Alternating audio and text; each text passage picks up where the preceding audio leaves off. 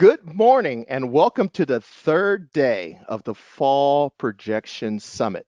I am Phil Jones, the technical editor of Projector Reviews, and we're here to talk about all things dealing with a projection system. Not just the projector, but all the things you need to connect and display a great projection image. So let's talk about the first topic we're going to cover today, and it has to do with long distance HDMI. And I am lucky enough to have a motley crew come and help me. I have Daniel from HDBaseT and Matt and Jason from AVProEdge. And let me tell you how I met this crew of gentlemen. About 4 years ago, I was working for another company, started with an S, ended with a Y, 4 letters. And I was at CEDIA and we were doing a session for custom integration. And HDR was just coming out, 4K HDR was just coming out. So there was lots of problems trying to get long distance HDMI. So what I did was I ran around CEDIA the day before, and I was going up to people and each booth that made solutions, and I said, show me a 20-meter solution that will pass 18 gigabits per second. And of course, they started pontificating about 444 and 4K 60 and 422. And I said, I didn't ask you that because you can mess with the numbers. Show me a solution that will pass 18 gigabits. I put a testing on one side, I put a testing on the other side. I see 18 in, I see 18 out, and it's 20 meters long. And everybody stumbled, and it was only like maybe two people, a couple of solutions, a couple of optical cables from like Celerity, and then the only person that actually held up something was AVProEdge, and that's how we met. And I took all their stuff into the sessions, and then that's how we developed our relationship. And along the way, they've always provided great information for me. A lot of these cool solutions are done using HDBaseT. So Daniel's going to come and explain how that works. How do you take an HDMI cable and turn it into something that'll go down a piece of Cat6 and then get converted back? What are they doing? And we could talk about the advantages of all the different solutions, HDBaseT extenders. We could talk about optical cable, optical HDMI, and then we could also talk about active copper solutions. And so thanks, gentlemen. Thank you for coming. Thanks for having us, Phil. Okay. Yep, thank you. Yeah. So the main reason why we're having this conversation is the fact that the longer the cable, the distance gets, the harder it is to send the signal down a piece of HDMI. So Matt, if I asked you if I had a regular piece of copper, how long could I realistically expect that cable to work and send 18 gigabits? 18 gigabits per second down a line. 18 gig before having to go. No active, no active, nothing. Probably around 5 to 8 meters, somewhere in there is around comfortable. Exactly. Beyond that, even at 8, you're really pushing the limits. But I would say a good 5 meters is about all I would trust typically. Yeah, and Jason will tell you that what happens, Jason, as the cable gets longer, when it comes to a copper cable, what happens to the thickness of the cable normally? Oh, I mean, the normal, gauge wire that they use for HDMI for 1 meter, 2 meter, 3 meter, 5 meter cables, you have a normal sized HDMI cable, which I thought I had here. But when you start going to those longer lengths, 5 meters, 8 meters, and 10 meters, you end up with a cable, that big around, just because the copper, the wire gauge has to be so much thicker and bigger. You end up with this really long, thick cable that's really hard to bend and fish down walls and all kinds of other things. Yes. So if you're someone that's trying to install a system, you end up with a garden hose of a cable and you're trying to run that through the wall. And anybody who's ever done any kind of installation will tell you that is an absolute nightmare. Now, and then there's the reason why we're having this conversation is if you have a TV and your TV is sitting on top of your cabinet, how long of an HDMI cable are you using? 2 meters just to get out around and maybe 3.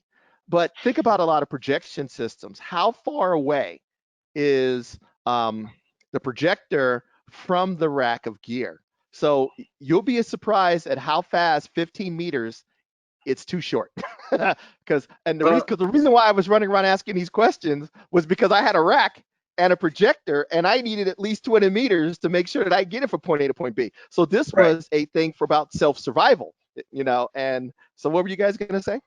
So I was going to say, that you're bringing up a great point, because the HDMI consortium at large, they're thinking about interoperability from a consumer standpoint. So when you go and buy a Blu-ray player and plug it into your TV that's on your countertop in your bedroom, that in theory should work. So these short cables are typically fine. The stuff that where it's really important is like you're talking about. We got to do a projector, we've got to do some sort of video distribution, and that's where things get challenging. And really, we got to think about it more. Exactly. And if you think about it, a lot of times people have more than one TV. And I don't want to have to buy I don't want to have to buy 4 Blu-ray players, 4 Apple TVs, 4 Rokus, 4 media servers. If I can just switch it and send it through my AVR's second zone or third zone, or through like something like one of the AVPro switching switchers, matrix switchers, to get it from point A to point B. But guess what? If I'm going from room to room to room to room, 15 meters goes away pretty fast. And the other thing is retrofitting, and that's where things like the HDBaseT solution comes in. Because I remember being an installer, and we tell people all the time, when I built my house back 14 years ago, I said 2 pieces of Cat 6 in the wall plus the coax. I unfortunately optical didn't really, actually it did, but it was like Star Trek stuff back then. But I was trying, so I was trying to make sure that I covered my bases. So in the future, I knew video was going to get better, so I had it to cover my bases. So one way to get longer range is to utilize an HDBaseT solution. And that's why Daniel's here. So Daniel, HDMI cable plugs into one of these boxes, and then it turns it into I can run it a Cat 6 between these 2 boxes, and then it converts it back to another into an input that I plug another HDMI cable into. How do you do that? Explain that. Okay, well, good question, Phil, and hello everybody. You've kind of simplified the picture, of course, but what we are talking about here is taking the HDMI signal, and HDMI is a great protocol, but it has like a 20% overhead, which is basically the coding scheme. It's an 8-bit, 10-bit coding scheme, which takes away 20% of the bandwidth, which could be used for signal information. Is just signal overhead, is protocol overhead. What we do is we terminate the HDMI signal that's coming in. We extract the actual data bits. Okay, that's all we're interested in, the data bits. Yes, we take any metadata, and yes, we identify where the blanking periods are. But basically, by extracting the actual data, we do away with the 20% overhead. And what we then do is convert those bits into our own protocol, which is called HDBaseT. And what we use is a signaling system called PAM16, pulse amplitude modulation, with 16 different voltage levels. We can send data bits at PAM16, we can send them at PAM8, which is one of 8, we can send them at PAM4, which is one of 4 levels. But if we're talking about the video and high bandwidth 4K video, we use PAM16, which means that each symbol, each signal level of those 16 represents a symbol of 4 bits. So each time we're sending one of 16 voltage levels, we're sending 4 bits across the link. And that means that we can slow down the symbol rate. And by slowing down the symbol rate, we lose less data, we lose less signal in the cable. What that means is that we have enough signal to noise ratio 100 meters away at the far end of the cable in order to recover the data and to recreate that HDMI signal on the output bit exact to what came in at the transmitter side 100 meters away. Okay, but it's not just HDMI. I mean, we're talking about regular category cable, and that's my prop. We can also not only do the video, we can converge audio, we can converge Ethernet, we can converge USB, we can converge controls like I2C, like UARC, all onto the same cable. And you touched upon it earlier, the location of the projector. It's no surprise that the HDBaseT eureka moment, which really led to a breakout of the technology, was with the projector guys, okay? Because Exactly. those were the guys who had to have distance. And of course, HDBaseT has evolved. We're already up to Spec 3.0. Spec 1 came out in 2010, Spec 2 in 2013. Now this year we released Spec 3, which actually supports 16 gigabits per second of HDBaseT in the upstream and 2 gigabit in the downstream for support for things like eARC and gigabit Ethernet even. Okay, so let's talk about this, because this whole concept of long distance HDMI has been a moving target. First, it was like, all I want to do is get my HD signal 20 meters. Great, here's HDBaseT. What about 4K? Now I need more data. Okay, here's another generation. Well, what about HDR? I need another one. Okay, well, here's something else. And it keeps going, because I remember the reason why I was running around at the trade show was there were plenty of HDBaseT solutions that would support 10 gigabits per second, which was more than enough for HDR, for regular HD. And if you don't just go crazy on your Oppo Blu-ray player settings and the settings on your Apple TV, it'll probably pass that 24p movie in HDR. But everybody likes to crank stuff up. And because they want to crank stuff up, they shove 18,000, they want 18 going down the line. And each time I see an evolution of the change. Like, for example, you just mentioned that you're now getting the 16. The Gen 2 was what, 10? I think was 8 gigabit of HDBaseT, which is an equivalent of 10.2 of HDMI. Exactly. But what makes it cool, and what makes some of these solutions like the ones that AVProEdge does, is 18 goes in, it gets losslessly compressed to 10, goes down the pipe, and pops back out as 18. I, as a customer, don't care what's going on between the line, long as everything that was on side A ends up on side B. I am perfectly happy with that. Now, you'll notice that there's different levels of HDBaseT solutions. If you go out and buy one for 20 bucks, don't expect that the performance is going to match one of these ones. Like, if I'm a big proponent, they always give me pieces. Don't expect that guy is going to be the same as this guy right here. And people say, well, I already have an HDBaseT solution. Why, Matt? Why does something like this one cost almost as much as my AVR? And so can you talk about how you do this compression expansion thing losslessly on something like this particular device? Definitely. And, just before I go into that too much, Daniel probably knows this just as well as anyone too, that some of these cheap extenders that are on the market that will, have in their spec that it's HDBaseT, sometimes aren't. And they're just saying that logo. Yeah, I don't see that logo on that box at all. Where's the logo? Yep. And the other part to this is there's a secondary market for electronics.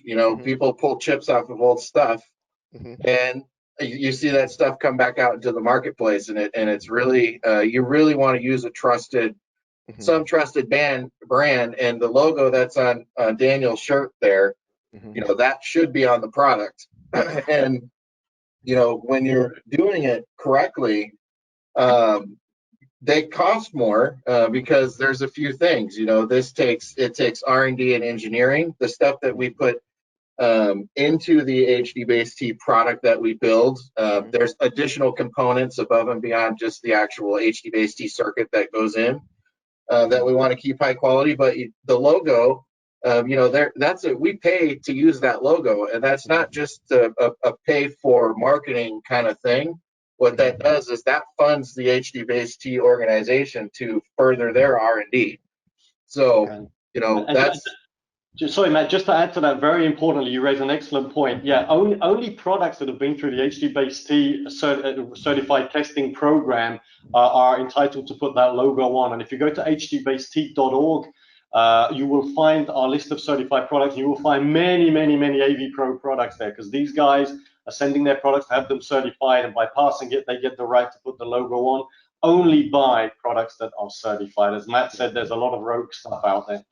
Okay. Yep. So the HDBaseT gives you kind of a peace of mind. You know that you're starting with a good system. Correct. And like I said, you may see balance or extenders that are cheap that work, for 6 or 8 meters, and they for HD, but you really don't know the quality of that thing. You really don't know what they're using, what compression schema they are using. You may get a video, but the video may not be what came in on the other at the beginning. Right. So if you Hey, look Phil? at the Oh gosh, sorry. It just brought something to mind that happened to me recently. I was at a customer's house calibrating his TV. The rack was in a room. He had 2 TVs in 2 different rooms, one in the man cave and one in the living room type situation.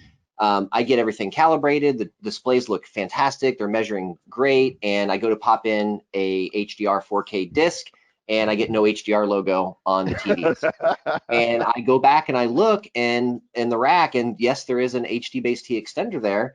So I do a little bit of Googling on the manufacturer and the model number, and it does 4K resolution, but guess what? It does not do HDR.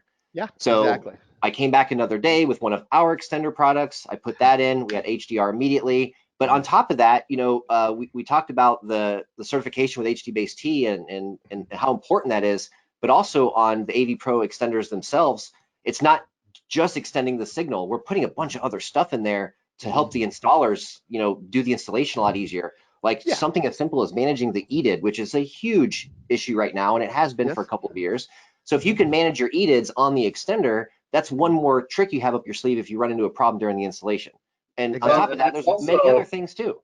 That's also how, that's something you should look for. You see on Phil's picture there, or right here, that box has some EDID selections and stuff on it. EDID is critically important, and that's the only way you're going to get the sources to behave the way you want them to. And what some subpar products will do is they will put some trickery in there using EDID so that a source will never give what the device isn't capable of, which is good from a consumer interoperability standpoint. But if we're trying to get the maximum bandwidth and stuff, that's something that's got to be addressed. And exactly. And just to kind of briefly explain the compression. So HDBaseT, that link is uncompressed. So what Daniel's doing is giving us a chip that we can send up to a certain amount of uncompressed data through, and then we do because the way the human eye works, we can do some things with the actual chroma compression. So we do it our own way. Some other people do. There's some kind of a common compression. CSC is kind of a generalized term for color space compression. We did it our own way because we weren't satisfied with some of the results of some of the available stuff. DSC is another way to do it. There's a lot of ways to skin this cat, so to speak, but at the end of the day, what you're looking for is something that's visually appealing, so that you don't get banding when you're doing deep color and things like that. So that's the key. We're going to talk about that in more detail later. So yours is called ICT. Yes. Invisible compression technology. Basically, you can't tell that I compressed it on the other side. That's the best way I can explain it. We've done this. I can't tell you how many times we've done this at trade shows where we'll have 3 TVs next to each other, all calibrated exactly the same, all the same brand, same model, all that good stuff. So there's no trickery. And we'll have one with a straight HDMI cable, one with an ICT extender, and one with a DSC extender. And we ask people at the trade show, which one to you looks different than the others? And I'm telling you, man, 9.9 times out of 10, people can spot the one that's using DSC. Exactly. You can see it. Matt mentioned banding. Sometimes there's some weird edge enhancement. There's some things that you can spot if you know what you're looking for. It's easy, actually. Exactly. So we're going to continue to talk about moving targets.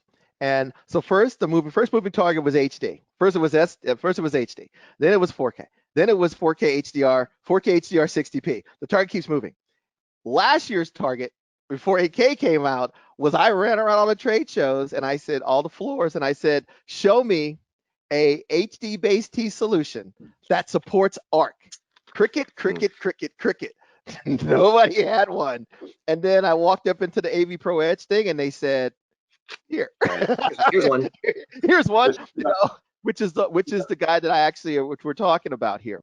Now, this is going to become really, really, really, really, really, really, really important when we start talking about the new thing that everybody wants to buy now is a ultra short throw, smart 4K laser projector, which is a fancy way. The code name for that is a laser TV. I'm sure we've heard that a million things. It's got a laser, TV, yeah. and the goal of that is to be a TV replacement, right? Well, those devices are smart, right? So a lot of times they're going to have apps built in, or you may want to plug your game system directly into it and then run the sound over to your receiver.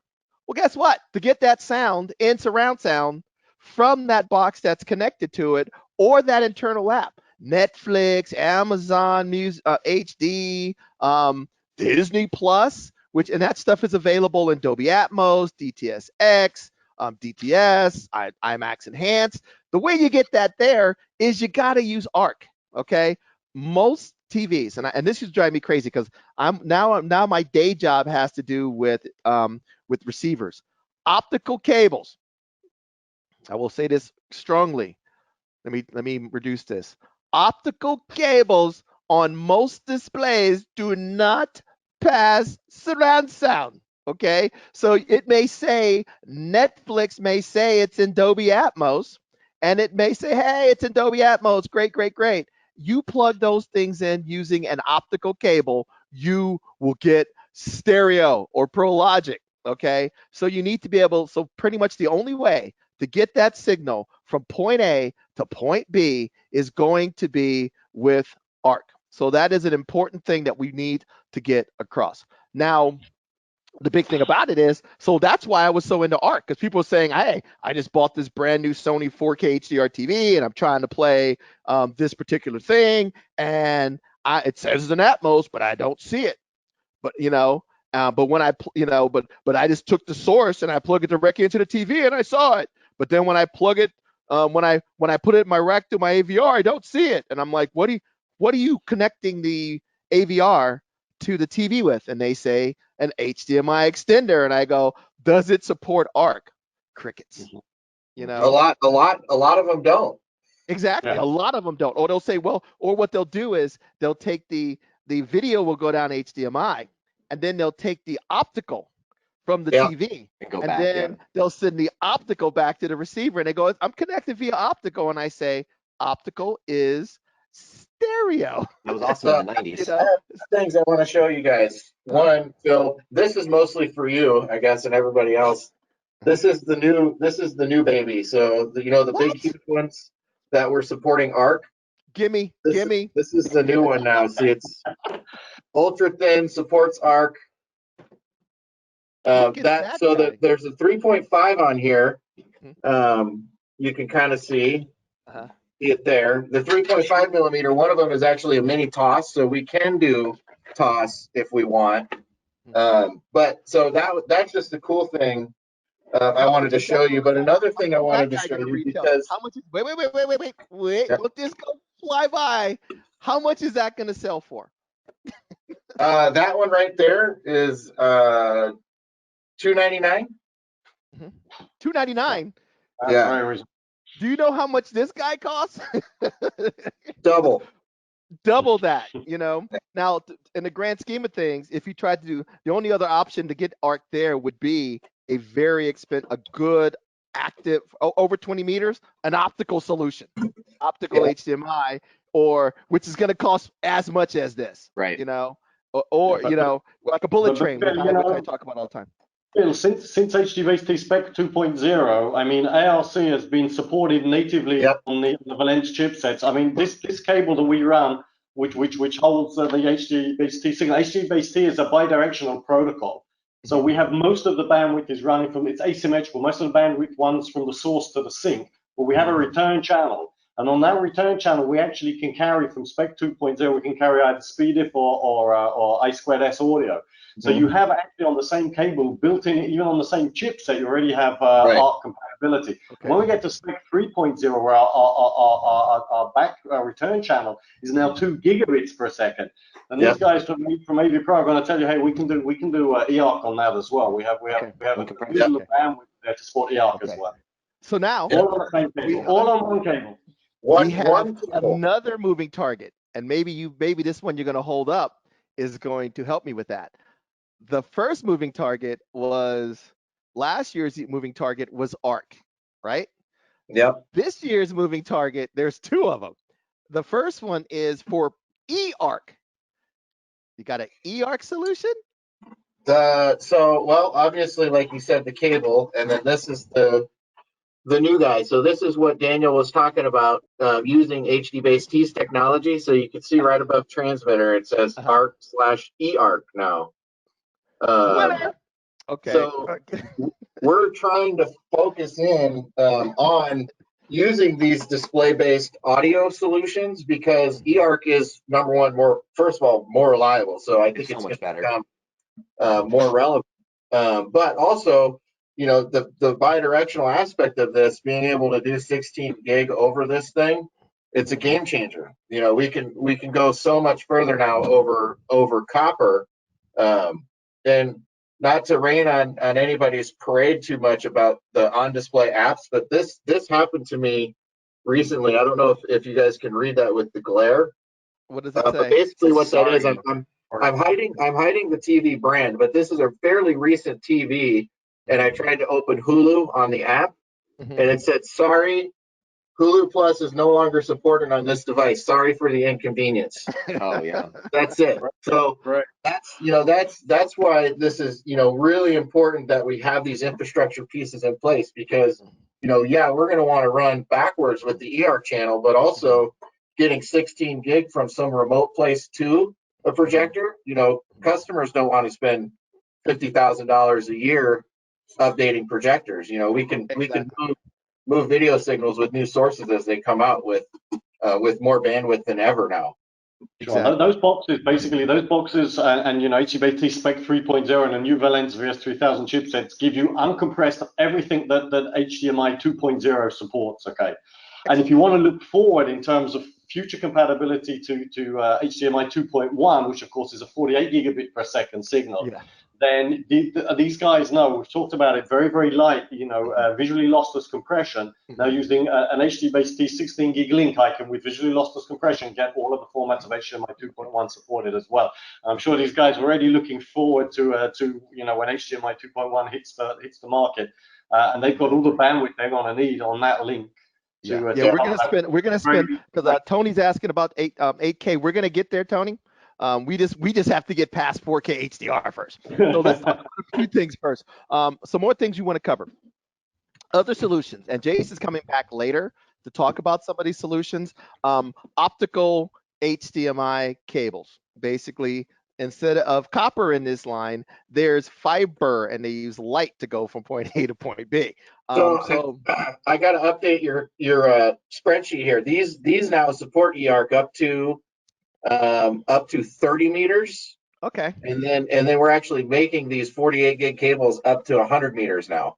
Oh, okay. So if you want the highest quality and for HDR, for all that stuff, and you want it for like up to 100 meters with eARC, you get to go. So there's optical solutions.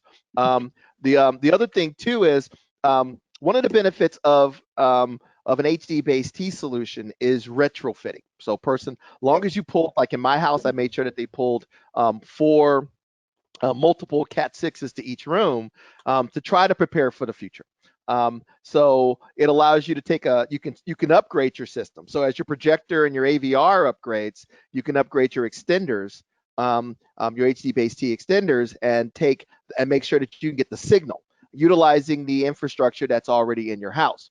That also applies to sometimes there is also fiber, which Jason's going to come back and talk about, and fiber can run a whole lot of data down the line. And so if you pull, and that fiber can either be put into a a cable that's already pre-terminated, or you can just run the raw fiber, terminate it yourself, and utilize a extender. Now, like I actually have some fiber here. Some of this stuff is just comically small, and we're talking about the fact that a piece of copper would have to be the size of a garden hose to pass 18. This can pass close to 100, and it's like a string. I was going to run this through my feed. I gotta make a comment, Phil. Sorry. The fiber, the 100 gig, the reality is no one really knows where that top end limit is, because there's nothing to play on it.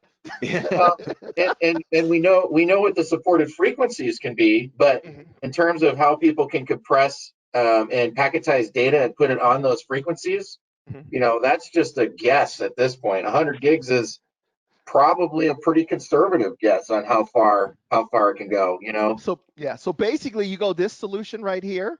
By the time you need to replace it, you can fly your hovercraft, your flying car, to buy your hologram TV. All right. So now this is a premium. If you didn't run it already, but I always suggest run a piece of copper. Now this stuff is kind of very delicate. Most people run more of a sleeve stuff that's protected. Exactly. But run to cover your bases. Run a couple of pieces of Cat 6. And some fiber, and you will be good, okay, for a while. Prepare yourself.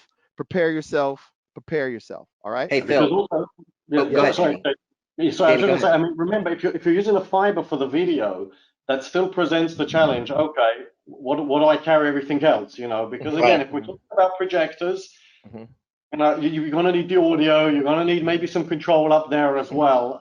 And the fiber, is probably just good for the video. So yeah, it's a great solution. And as Matt said, the sky's the limit with a piece of fiber. But bear in mind that you may still be limited by the distance of another signal. And the other thing, the reality is 99.9% of the world is copper still. Yeah, exactly. And like I said, and the cool thing is, there's different levels of fiber extenders.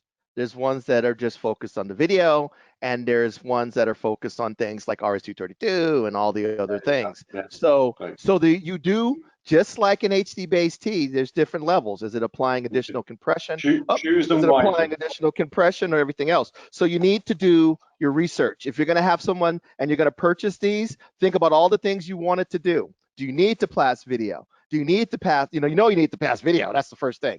But do you need to pass control, audio, all those types of things? And that will determine whether or not you pay, what you step up. And there's a reason why you spend more, because they do more as you spend more money. Phil, now, yes. I just want to mention one thing real quick, because you were just holding up the super thin clear line reel that you held up a moment ago. That is an excellent solution, by the way, for retrofit. In a lot of cases, I've seen, I did 15 years of installations myself, just like you did. And I can't tell you how many times we've seen a retrofit job that we had to go retrofit some stuff, and there's no conduit, the cable had been installed before the walls went up, type of thing. So that really thin stuff that you held up before is excellent for going around like door trims and tucking into. Totally, man. Yeah. We had a guy. Yeah, we had one installer. He scored like the sheetrock itself, and sort of tucked and buried that cable inside the sheetrock, and then puttied over it. Never knew it was there. It was pretty awesome. So if you're doing some retrofit stuff, that's a cool solution. Because this is, I need a higher bandwidth solution in my living room, and this is what I'm going to use, because like you said, I can literally run this along the wall and take some drywall mud and make it disappear. So, and guess what? It's pre-terminated. So that is literally a plug and play solution that you have right there. You don't have to terminate it. You don't have to get the termination kit. You don't have to worry about learning how to do it, buying the tools. Boom, just go. Exactly. So now let's move on, because we could talk forever. Like, I've done these sessions on other sites, and we went 3 hours just on this. But there's a couple of things that we want to cover that I really want to get across. And is, and then we can maybe talk about, we have like a green room, so I may have you guys come back in maybe an hour, because we have an hour break, so they can just grill you on all the different offerings that you guys that are offered here. But and also Jason's going to come back and we'll talk more about those optical solutions and stuff like that. But I only have Daniel for one session. No, I can't listen, Phil. It's a little late where I am, but I can certainly come back to the green room in an hour's time. Okay.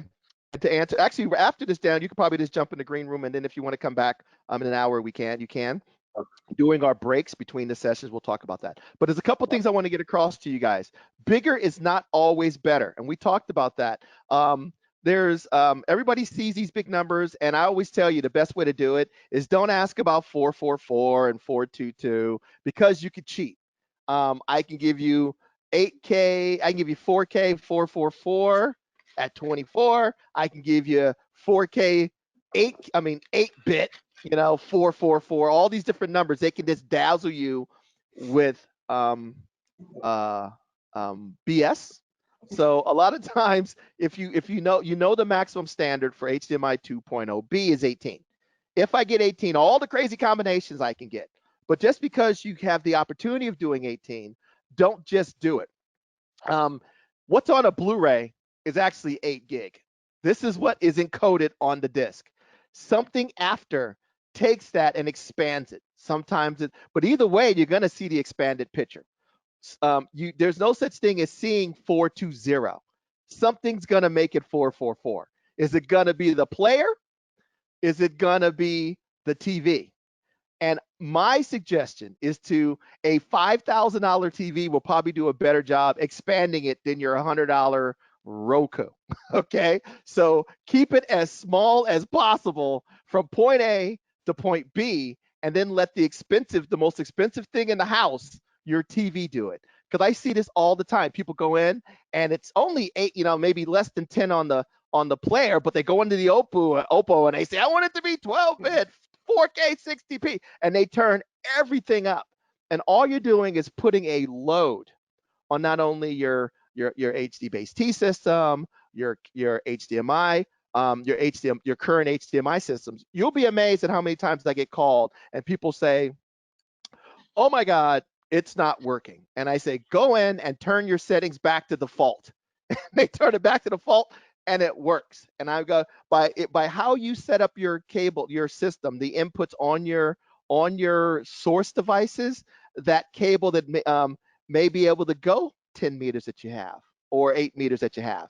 If like we're just asking Matt, what's the maximum length for a piece of standard copper? And he said, what, between you said what, 50, we said 8 to 8 5 meters, 8 meters is about comfortable. There's some doing it longer, but but if you want 8 meters, you're probably not, the odds are much lower if you go in there and crank up all the settings, and you're not going to see a benefit on the picture anyway. All you're doing is making it harder to do. So the example that I use is, imagine going out and buying your wife a beautiful diamond ring and shipping it to her in a shipping container. It's not going to make the ring any shinier. It's not going to make it any prettier. All you're doing is making it hard to move from point A to point B.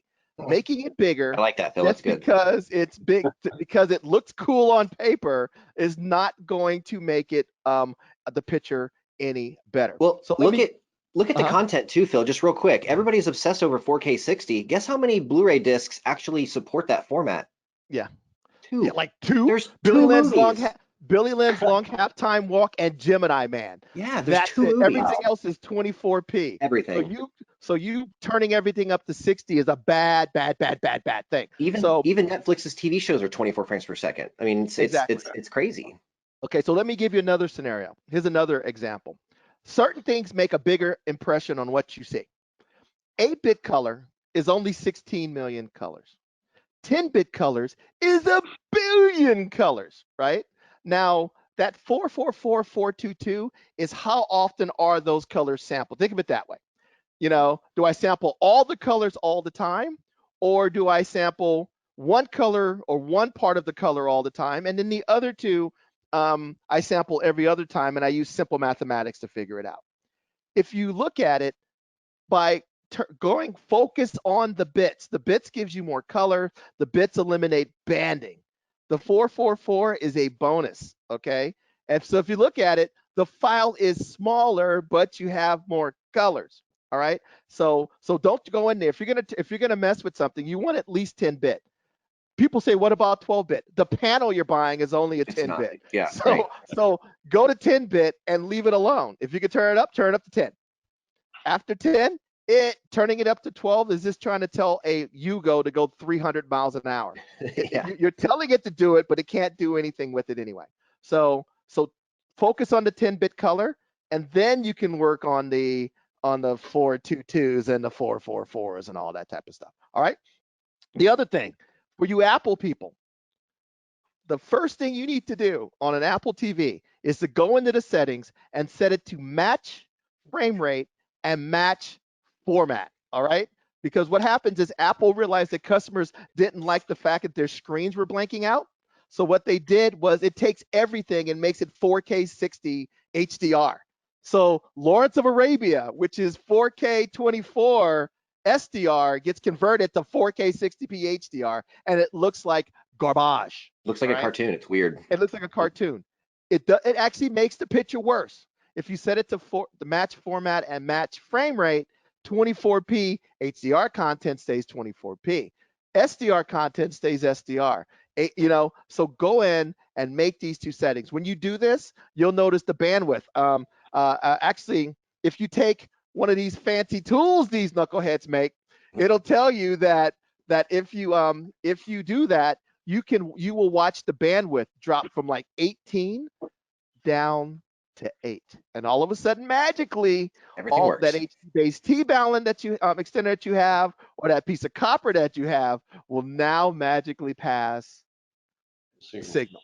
So don't just crank stuff up. Now, one more thing we want to talk about, and because we're getting close to the end, is verifying your stuff. And this is a shout out. Come back for Jason's thing. We're going to be talking about Noridio products that will allow you to verify your cables. I always say check your cables before you put them in the wall, okay? Or test your system before you install your system. It's going to save you a lot of heartache. And we're going to talk about all the different test analyzers and generators that can be used for testing HDMI cables, as well as that are used for calibration of displays. So come back for that session. That's going to be around 3 o'clock, Jason, I believe. Something like that. 4.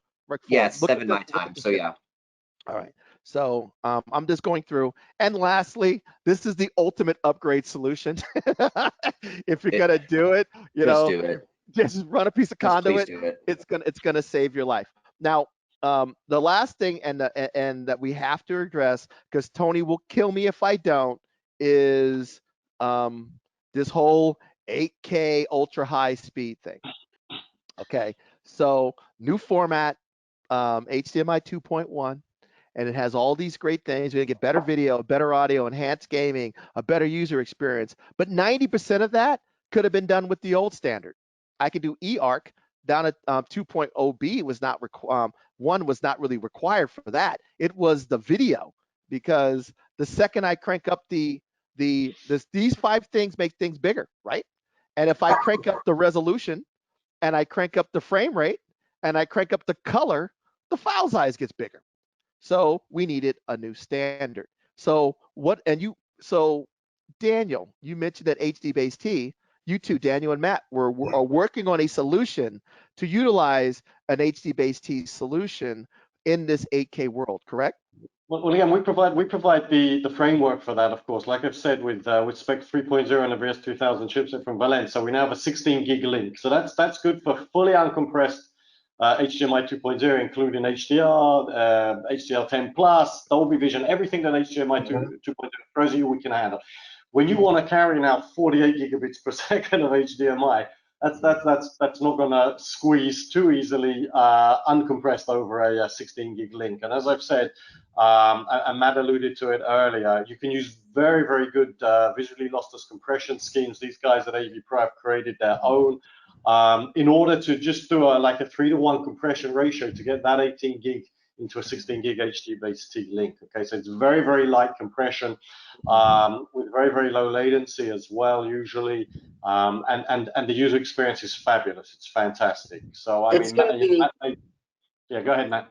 it's going to be super interesting to see what happens when we start getting 8K sources and sinks, because once part of HDMI is link training, and HDMI is going to try to understand itself finally for once, where it's going to know what the nominal available bandwidth is. So in theory, you should get like and this is what they wanted too, was so I can take a well-built 18 gig 4K 60 HDMI cable should support HDMI 2.1. You pick up an extra data lane, and if you're doing 6 gig per channel already, you should be at 24 gig, and within that realm, you should get a pretty solid portion of HDMI 2.1, albeit it'll be compressed on the front end. However, it's arguably it's going to be pretty good. Yeah. Now, so we only have like 2 or 3 more minutes, but let's talk real quick what Matt was just saying. The old standard for 2.1 or 2.0B, think of an HDMI cable as a freeway, and there's multiple lanes and all sorts of stuff going on in this cable. There's like 19 wires going on in here. Only a few of them are used to send video. So right before, there was 3 lanes, and each lane supported 6 gigabits per second.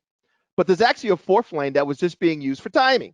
So someone said, well, shoot, why don't we, instead of using 3 lanes, we'll use all 4 lanes. So if you have a decently built cable and all 4 lanes are the same size, when it was built, theoretically, you could pass 6, 6, 6, 6, which is 24. And there's a compression scheme that you could probably get away with 4K 60p with just that. Now, depending on the quality of the cable, you could probably push a little bit more down the cable depending on the length. So it's possible that if you have a very good 3-meter cable that has equally proper construction on the inside, you already have that cable. It's not certified, but it'll probably pass all of the bandwidth you need to get the work, to get the job done, right, Matt? Oh yeah, and this was very, very exciting. Anybody who's been in HDMI for a long time has, this embedded clock concept is not new. But it was exciting when HDMI finally decided to use that concept, because it really changes what the whole infrastructure is going to look like. And in theory, of course, I always start it with the word in theory. Things should get easier, but it's going to get harder before it gets easier, I think. But exactly. So we're going to talk more about those different things as we get in. When Jason comes back, him and I will wrap more about it later, about what's going on in these cables. So this time, I know that I love this conversation. We could talk about it forever. So one more question for Tony asked, and it's probably a common question. You could probably answer pretty quickly. Why can't I just use the stuff that's already in the wall, the coax? Oh, Matt, yeah. There's not enough firepower. I mean, it's just, you have to do. There is some 4K extenders out there that go over coax, but basically they're downscaling it to 1080, then compressing it, then bringing it back. You're going to lose a lot when you're talking baseband video. Piping your coax to your cable box, that's still going to be a thing for 4K and 8K, but when you're talking about distributing it around the rest of your home, you're going to be basically destroying the signal. And there's some protocol stuff too, like HDCP. That's always a weird thing, with something that's not HDMI or HDBaseT. Right. Yeah, for sure. A very good compression, uncompression solution that will fit in a box is what you're probably. Okay. Can you guys hear me? I want to make sure that I'm still around. Did we all disappear? Hello? You got blurry for a second, but you're good.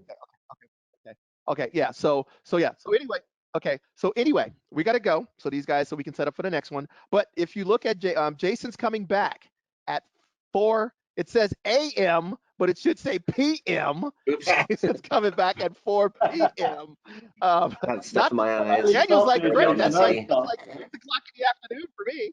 But Jason's going to come back and at 4 p.m. Pacific time to cover all of these cool solutions that I keep holding up for switching and distribution. If you want to learn more about that, okay? And of course, hopefully, we have a break from 12 to 1 that guys may want to jump back in at that time if they have any more additional questions. Right now, what we're going to get ready and set up and start our next session. And we do have like a little green room that if you can go into, and I'll give you the address for that. Give me a second. It is, come on, keep going. I got so many slides. I had hundreds and hundreds of slides. I had a 3-hour presentation set up for 45 minutes. That's how I am. All right. So we have a kind of an after party room. Go to meet.me /Fall Projection Summit. So Daniel, Jason, Matt, maybe jump in there and see if you could answer any additional questions. And then anything that we didn't cover, Jason, we will bring up along the way. Daniel, what time is it there for you, sir? Thank you for coming.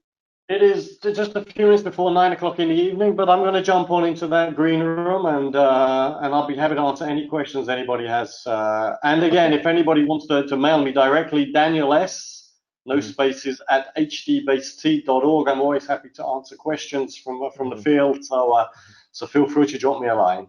Okay, so thank you very much. And like I said, we always like to thank our sponsor, Sony, for helping us and backing us to run this particular session. So up next is BenQ to talk about some cool new products that they just announced a few days ago or a few weeks ago, that are now there and the benefits of smarts in a projector. So Jason, Matt, Daniel, thank you very much for your time.